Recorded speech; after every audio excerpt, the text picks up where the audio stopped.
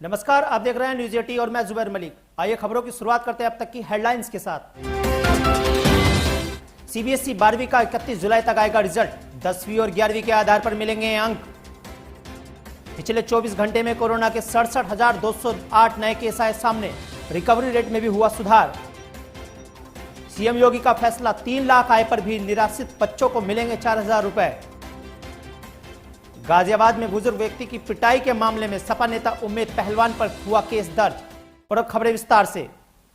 CBSE और ICSE board की 12वीं की मार्कशीट तैयार करने को लेकर बनी 13 सदस्यीय समिति ने गुरुवार को सुप्रीम कोर्ट को अपनी रिपोर्ट सौंप दी है।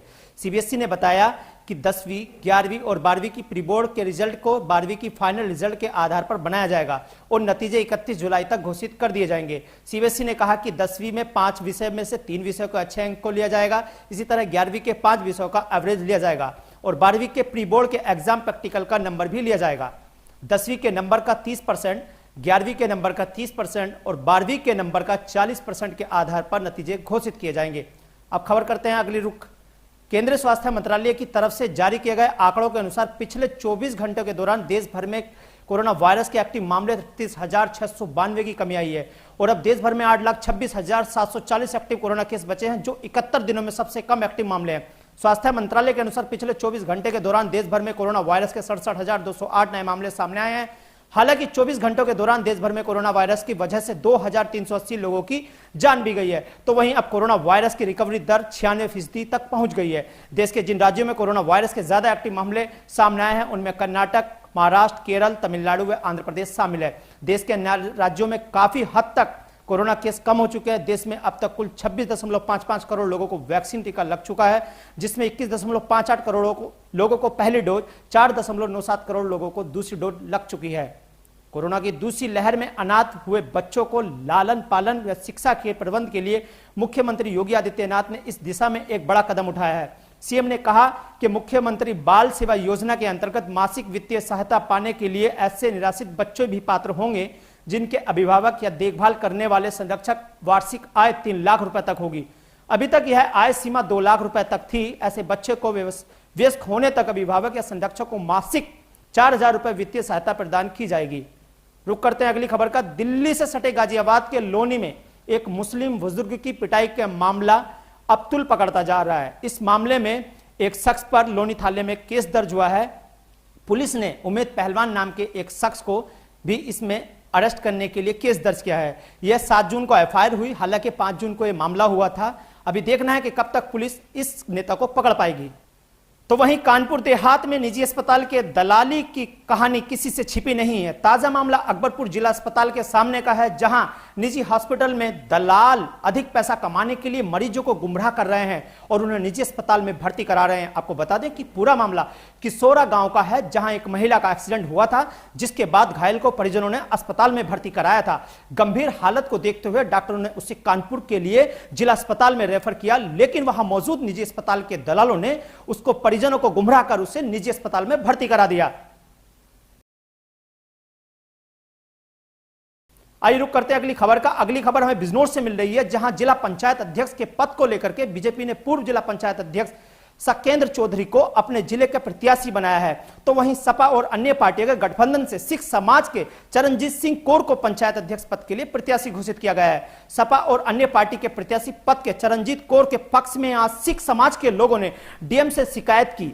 सिख समाज के लोगों का आरोप है कि बीजेपी प्रत्याशी सकेंद्र चौधरी द्वारा प्रशासन के बल पर सदस्यों को डराने व धमकाने का काम किया जा रहा है। बीजेपी प्रत्याशी को जिताने के लिए प्रशासन द्वारा लगातार सदस्यों का उत्पीड़न किया जा रहा है। एक और अगली बड़ी खबर हमें मिल रही है गाजियाबाद से। गाजियाबाद के घंटाघर चौपाल स्थित प्राचीन हनुमान मंदिर पर बुधवार को आम आदमी पार्टी कार्यकर्ताओं ने अयोध्या में राम मंदिर ट्रस्ट पर भूमि घोटाले का आरोप लगाते हुए बुधवार को प्रदर्शन किया। इसकी सूचना जैसे ही स्थानीय पुलिस प्रशासन को दी गई तो पुलिस ने तुरंत मौके पर पहुंचकर मामले को शांत कराया और मौके पर मौजूद कार्यकर्ताओं को हिरासत में लिया। बताते चले कि इन दिनों अयोध्या में भगवान श्री राम मंदिर के निर्माण के लिए खरीदी गई जमीन को लेकर सियासी घमासान मचा हुआ है, जिसके तहत आम आदमी पार्टी के कार्यकर्ता भी आज हनुमान मंदिर पर पहुंचे। आरोप है कि श्री राम की जन्मभूमि पर भव्य राम मंदिर का निर्माण हो। संचालन के लिए बने ट्रस्ट के पदाधिकारियों द्वारा 2 करोड़ की जमीन को 18.5 करोड़ में खरीदने का आरोप लगे हैं। यह देश भर के भक्तों की जुड़ी हुई आस्था का मामला है।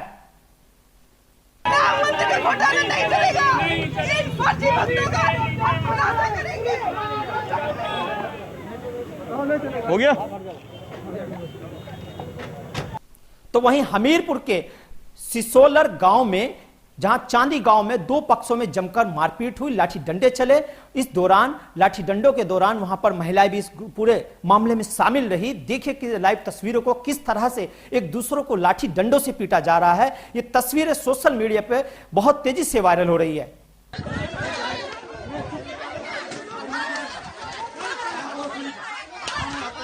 संभल के धनारी में कुछ अज्ञात दबंग लोग पिछले कई सालों से सरकारी जमीन पर कब्जा किए हुए बैठे थे, जिसके चलते बुधवार को भाकियू कार्यकर्ताओं ने मौके पर जाकर प्लाट में भरी नींव को उखाड़कर फेंक दिया। मामला उस वक्त का है जब पुलिस प्रशासन और चकबंदी अधिकारी भी मौके पर मौजूद थे।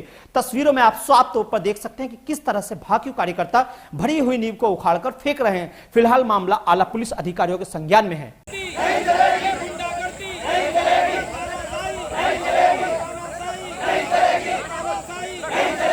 और अब रुक करते हैं अगली बड़ी खबर की ओर। सहारनपुर के बेहट थाना क्षेत्र में पुलिस और ड्रग तस्करों के बीच जमकर हुई मुठभेड़। इस दौरान एक बदमाश घायल हो गया तो वहीं दूसरे बदमाश को घेराबंदी करते हुए पुलिस ने पकड़ लिया। आपको बता दें कि बदमाशों के पास से मौके पर एक तमंचा व जिंदा कारतूस भी बरामद हुए हैं। पुलिस ने तस्करों से 500 ग्राम स्मैक के साथ पकड़ा है, जिसकी कीमत अंतर्राष्ट्रीय बाजार में 50 लाख के करीब आकी गई है। इस दौरान एसपी सिटी राजेश कुमार सहित भारी पुलिस बल तैनात रहा। ड्रग तस्कर है और इसमें एक बदमाश घायल हुआ है, उसको गोली लगी है और एक बदमाश भाग रहा था, उसको गिरफ्तार किया गया है। दोनों से भारी मात्रा में स्मैक बरामद हुई है। बाकी ये कहाँ से ला रहे थे, कहाँ इसको सप्लाई करनी थी, इसके बारे में जानकारी की जा रही है। वो पिकअप गाड़ी से थे, उनके पास असलहे मिले हैं, कारतूस मिले हैं, बाकी सारी जानकारी की जा रही है। मेरठ के थाना किठौर के असलपुर गांव में बुधवार सुबह करीब 3 बजे हथियारों से लैस बदमाश ने एक युवक के घर पर चोरी की वारदात को अंजाम दिया। पीड़ित ने बताया कि बदमाश ने परिवार को हथियारों की नोक पर बंधक बनाकर नकदी और ज्वेलरी लूट ली। मामले की सूचना पाते ही पुलिस मौके पर पहुंची और मामला दर्ज कर लिया। घर में बंद कर दिया नीचे उनके हथियार भी थे, हथियार तो ना देखे पर जो उस पर हथियार। प्रयागराज के कीड़गंज थाना क्षेत्र के कृष्ण नगर स्थित कबाड़ी मार्केट के पास लगे ट्रांसफार्मर में बीती रात भीषण आग लग गई। आग लगने के कारण वहीं पास खड़ी एक कार भी उसकी चपेट में आ गई। इस दौरान घंटों तक आसपास के इलाके में अफरा तफरी का माहौल बन गया। जैसा कि आप तस्वीरों में साफ देख सकते हैं कि किस तरह से ट्रांसफार्मर में ऊंची ऊंची लपटें निकल रही है। स्थानीय लोगों ने मामले की सूचना दमकल विभाग को दी, जिसके बाद सूचना पाते ही फायर ब्रिगेड ने मौके पर जाकर आग पर काबू पाया। कानपुर देहात के थाना सिवली के गांव मारग में कुछ अज्ञात दबंगों ने एक युवक पर रात को तेज धारदार हथियार से हमला बोल दिया। ग्रामीणों के शोर मचाने पर सभी दबंग घायल युवक को छोड़ करके वहां से फरार हो गए। मौके पर मौजूद लोगों ने घायल युवक को सिवली सामुदायिक स्वास्थ्य केंद्र में भर्ती कराया। युवक की हालत गंभीर देखते हुए उसे जिला अस्पताल में रेफर किया गया। अगली खबर मेरठ से है। मेरठ के शोभापुर में रास्तों का बुरा हाल है, जहां नालियों का पानी सड़कों पर भरा है। आने जाने वाले बच्चे, बुजुर्ग व बड़ों को दिक्कतों का सामना करना पड़ रहा है। आलम यह है कि सड़कें लबालब पानी से भरी हैं और सड़कों पर गड्ढे हो रहे हैं, लेकिन यहां इसकी सुध लेने वाला कोई नहीं है। पानी तो इस गांव का निकलता ही नहीं, कहीं को भी, कहीं को निकासी ही नहीं है जी। है यही खेतों में यही भर रहा है, यही तगड़ों में भर रहा है। बता भैया कहाँ को? कौन सा गाँव है ये? शोभापुर, शोभा जी, शोभा दे रहा है शोभापुर। बुलेटिन में फिलहाल इतना ही। देखते रहिए न्यूज 80। देश और दुनिया की तमाम खबरों को जानने के लिए जुड़े न्यूज 80 के साथ।